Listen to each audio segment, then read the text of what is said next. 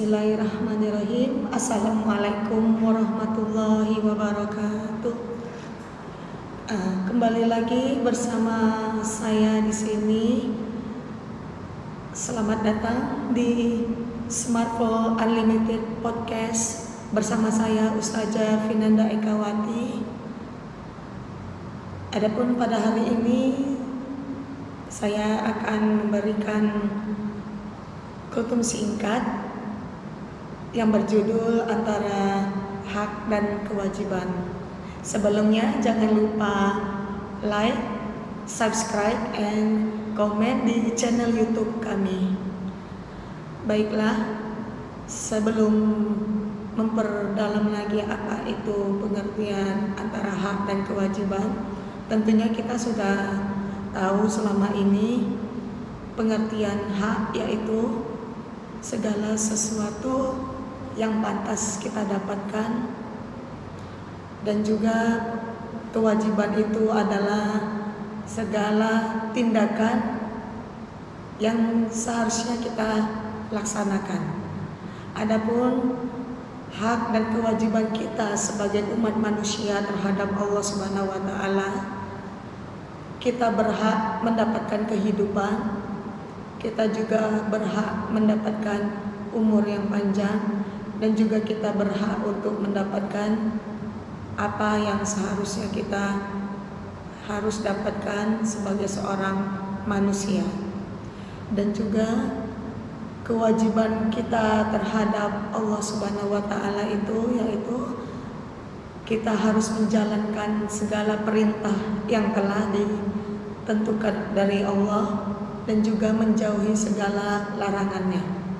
Apa saja ya perintah yang diperintahkan oleh Allah Subhanahu wa taala? Yaitu yang pertama, kita sebagai manusia kita berkewajiban untuk menyembahnya, yaitu seperti kita beribadah. Kemudian kita juga dapat melaksanakan puasa. Lalu kita juga bisa melaksanakan kewajiban kita membaca Al-Quran. Selanjutnya kita juga bisa berzakat, dan juga kita dapat melaksanakan ibadah haji bagi yang sanggup untuk melaksanakannya. Jadi di sini kewajiban kita sebagai umat muslim, kita jalankan 5 perintah ataupun kewajiban kita kepada Allah. Sekali lagi saya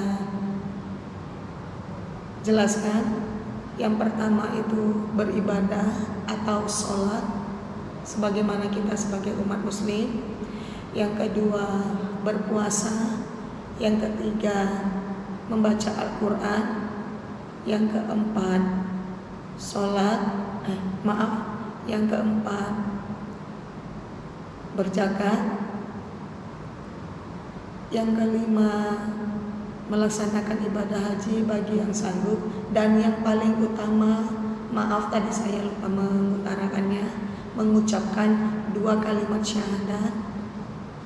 Sebagaimana kita pertama kali mengucapkan kata 2 kalimat syahadat itu, yaitu asyhadu an la ilaha illallah wa asyhadu anna muhammadar rasulullah, yang artinya tiada Tuhan selain Allah, dan aku bersaksi bahwa Muhammad itu adalah utusan Allah. Jadi jangan pernah lupa kita untuk melaksanakan kewajiban itu.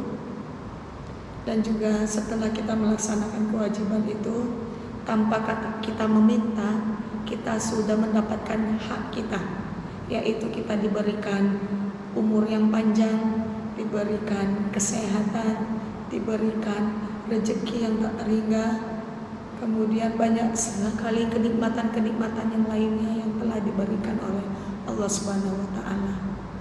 Nah, jadi itu hak dan kewajiban kita terhadap Allah Subhanahu wa taala. Bagaimana dengan hak dan kewajiban kita terhadap orang lain?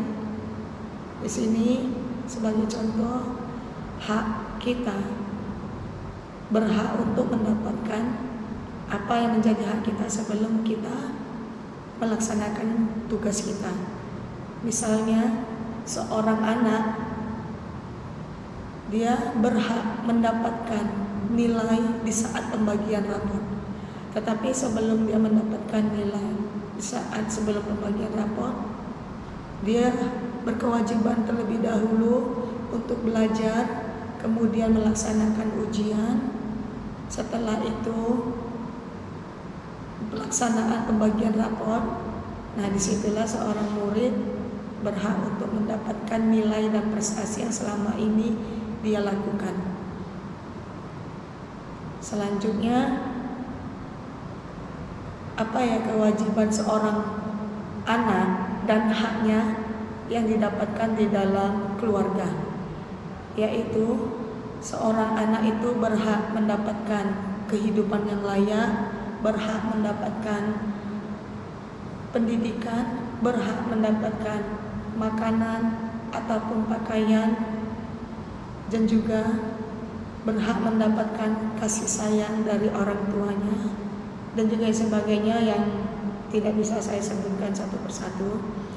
Kemudian kewajiban yang dilakukan oleh seorang anak itu, yaitu seorang anak berkewajiban untuk melaksanakan apa yang diperintahkan oleh orang tuanya, misalnya belajar, kemudian membantu meringankan pekerjaan orang tua di rumah, lalu dan juga meringankan pekerjaan, baik pekerjaan ibu di rumah ataupun pekerjaan ayah yang mempunyai usaha jika memang dia telah sanggup untuk melaksanakan pekerjaan tersebut.